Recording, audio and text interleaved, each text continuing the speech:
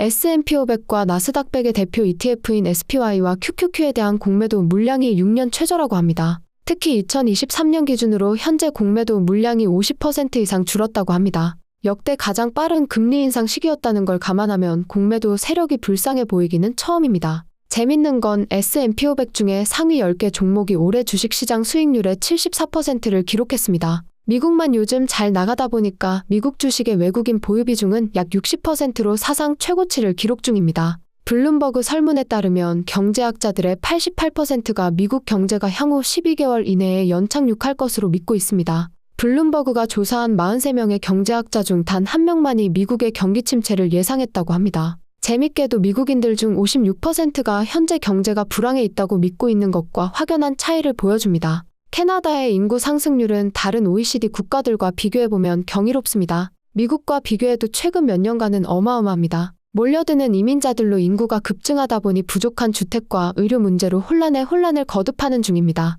일본 공항이 항공유 재고 부족으로 고생 중이라는 소식을 전해드렸는데 미국도 올여름 기록적인 항공여행 예측에 부응하기 위해 코로나 이전 수준으로 제트 연료를 생산 중입니다. 현재 석유 굴착기와 유정 완성도 수치는 계속해서 감소하고 있습니다. 굴착기 수는 2022년 크리스마스 이후 최저 수준이며 프랙 활동은 작년 같은 기간보다 23% 감소했습니다. 기술 발전으로 과거보다 적은 숫자로 많은 양을 채굴하는 게 가능하다고 가정하더라도 수치가 급감하고 있습니다. 10년 전 수치와 비교하는 게 아니라 재작년 수치와 비교했기 때문에 그 사이에 기술 발전이 급격히 진행됐을지도 의문입니다. EIA의 재고량 수치가 뻥튀기가 너무 된 게 아니냐는 의문은 꾸준하게 제기되었는데 최근 2달 사이에 어드저스트먼트 수치가 급격히 늘었습니다. 바이든 정부가 선거를 앞두고 실업률 같은 각종 경제지표뿐 아니라 물가나 금리 결정과 관계가 깊은 석유 데이터를 조작할 가능성을 배제할 수 없습니다.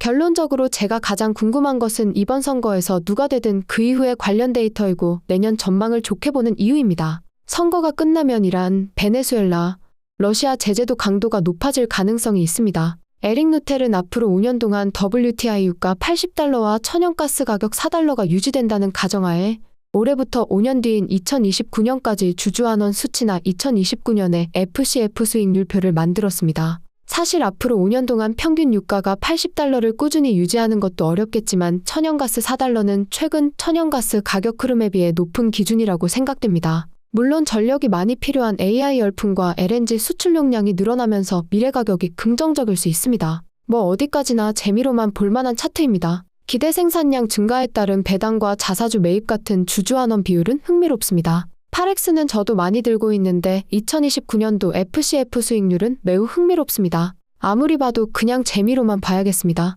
재밌는 점은 에릭 누텔이 OB를 차트에 넣기 시작했습니다. 현재 석유 섹터는 그냥 정해진 구역 안에서 계속 오르락내리락하고 있습니다. 배당주들도 예외가 없어서 장기 투자가 아니라 레인지 안에서 사고팔고를 해야 할 것 같습니다. 천수로 유튜브에 자랑글이 올라오면 팔 때고 욕이 올라오기 시작하면 살 때라는 말이 있는데 개인적으로 참고하는 지표는 OBE입니다. OBE가 9달러 근처에 가면 고점이고 6달러대 정도 오면 저점인 것 같습니다. 최근 RBC의 자료를 보면 북미의 중형회사 중에 OBE의 현금 흐름 대비 가치가 굉장히 저평가로 보입니다. 최근에 원주민과의 문제가 해결되고 나서 CEO인 루카스가 자사주를 구입하면서 자신감을 나타내기도 했습니다. 올해 자사주 매입을 활발히 하고 있는데 클리어워터 블루스카이 잠재력은 진짜인 주식이라고 생각합니다. 단지 높은 유가에 베팅한 만큼 유가가 받쳐줘야 할 것 같습니다. 옥시덴탈.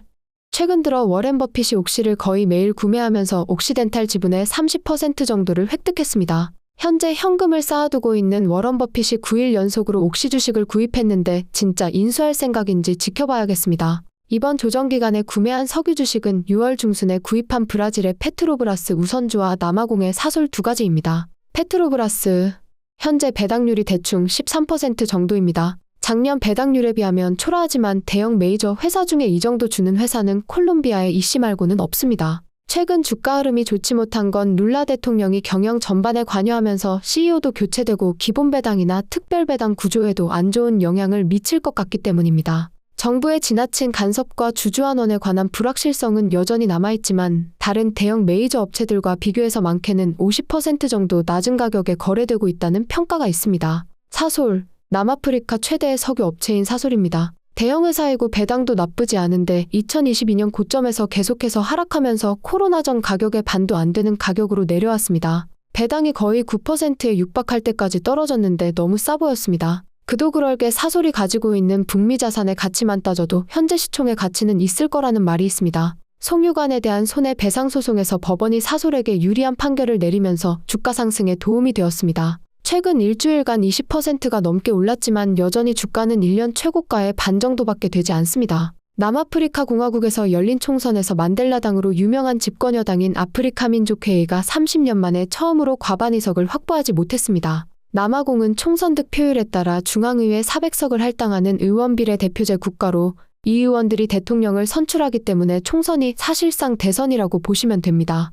ANC는 남아공을 좀먹은 부패, 범죄, 실업, 경제난 등으로 집권 30년 중 최저 지지율을 보이고 있었습니다. 30년 만에 정치지형 변화를 일으킨 이번 선거 결과는 남아공의 대표 자원기업 중에 하나인 SSL과 SBSW의 주가에도 큰 영향을 미치고 있는 것 같습니다. 아르헨티나도 2023년 11월 19일 남미의 트럼프라고 불리는 밀레이가 대선에서 승리하고 최대 석유회사인 YPF의 주가가 급등했습니다. 발레, 페트로브라스와 함께 브라질 철강회사인 발레도 정치적 리스크 때문인지 1년 최저점으로 내려오면서 현재 배당이 굉장히 매력적입니다. 그 외에 2015년 댐 붕괴로 인한 대규모 소송합의금을 내야 하는 것도 주가 하락의 한 요인입니다. 하지만 해상을 통한 철광석 수입의 70%를 담당하는 세계 최대 수입국인 중국의 수요가 몇 년 동안 약세를 보이면서 철광석 가격이 주춤한 것이 가장 큰 이유입니다. 발레는 철광석이 주력이기는 하지만 구리와 니켈도 생산합니다. 역사적으로 주가가 저점에 있는 것은 맞지만 세계 철강 생산량의 50%를 차지하는 중국의 수요가 살아나야 주가가 움직일 것 같습니다. 나스닥에서 저평가로 논쟁이 많은 주식들. 시장에서 가치평가로 가장 논쟁이 큰 주식은 중국의 IT 주식들입니다. 하지만 아시다시피 중국이라는 불확실성 때문에 평가를 하기가 힘듭니다. 그 다음으로 크고 유명하면서 저평가 논쟁이 많은 주식은 페이팔입니다. 페이팔의 매출과 주가의 상관관계 그래프를 보면 알리바바와 흡사합니다. 그 다음 성장성이 큰 회사 중에는 다양한 회사들이 논쟁의 주인공입니다. 그 중에 소파이 테크놀로지스나 스노우플레이크도 큰 논쟁의 대상입니다. 소파이 테크놀로지스 상장 당시 워낙 시장이 과열되었다 보니 전체적으로 많이 내려와서 싸 보이지만 여전히 시장의 가치에 대한 논쟁이 많은 주식입니다. 지난 1년 동안 주가가 계속 내리는 중인데 CEO가 매입하고 있지만 일반 주주들은 계속해서 팔고 있습니다. 대출이 가장 큰 사업 중에 하나였지만 금리가 최고조에 달하면서 정체되었습니다. 다행이라면 금리가 앞으로 내릴 가능성이 있고 대출 사업 이외의 금융 서비스 사업의 수익은 빠르게 성장하고 있습니다. 회원 수도 꾸준히 늘어서 4년 동안 거의 8배 정도 증가했습니다.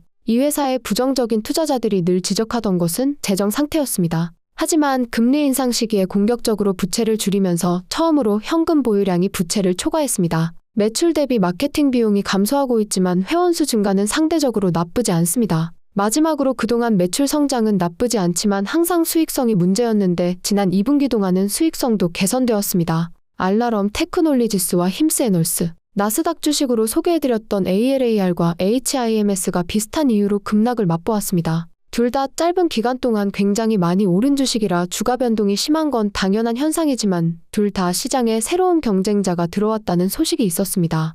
ALAR은 리투아니아 업체인 옥시랩스가 새로운 ISP 프락시 제품을 출시하면서 주가가 요동쳤습니다. 어느 회사나 시장에 새로운 경쟁자가 들어왔다는 것은 나쁜 뉴스지만 가장 중요한 것은 그 시장 전체의 성장성입니다. 시장의 규모가 커지는 중이라면 경쟁자가 계속 늘어나는 건 당연한 이치이고 경쟁자와 나눠 먹더라도 자기 파일을 늘려갈 수 있습니다. 경쟁자가 늘어난다는 것도 좋게 생각하면 시장의 장래성을 좋게 본다는 의미입니다. 하지만 경쟁자가 아마존처럼 많은 구독자와 엄청난 공급망을 가지고 있다면 부담이 될 것 같긴 합니다. 아마존이 헬스케어 섹터에 조금씩 발을 들여놓으면서 HIMS 같은 회사들도 압박을 받고 있습니다. HIMS는 MVO와 LLY 등의 법정 싸움 문제도 주가에 영향을 줬던 것 같습니다. 재밌는 사실은 캐시우드 누님이 지난주에 상장한 신생 헬스케어 스타트업을 대량 사들였습니다. 가장 핫한 마법의 단어인 AI와 헬스케어를 엮은 회사라고 하는데 상장하자마자 저번 주에 30% 정도 떨어졌습니다. 덕분에 캐시우드는 IPO 가격보다 싸게 사들였다고 하는데 올해 마이너스 14% 정도인 캐시우드 펀드가 살아날 수 있을지도 관전 포인트입니다. 아무튼 원격 의료 헬스케어 업체들이 난립하면서 플랫폼이나 파트너십은 몰라도 사업 자체는 카피가 가능할 것 같은데 경쟁이 어떻게 흘러갈지 지켜봐야겠습니다. 참고로 제가 소개해드리는 나스닥 기업들은 제목이 멀티배거이듯이 잘 풀리면 크게 오를 만한 주식이지만 리스크도 그만큼 크다고 할 수 있습니다. 관심이 있다면 본인이 잘 공부해 보시기 바랍니다. 오케이, 거기까지.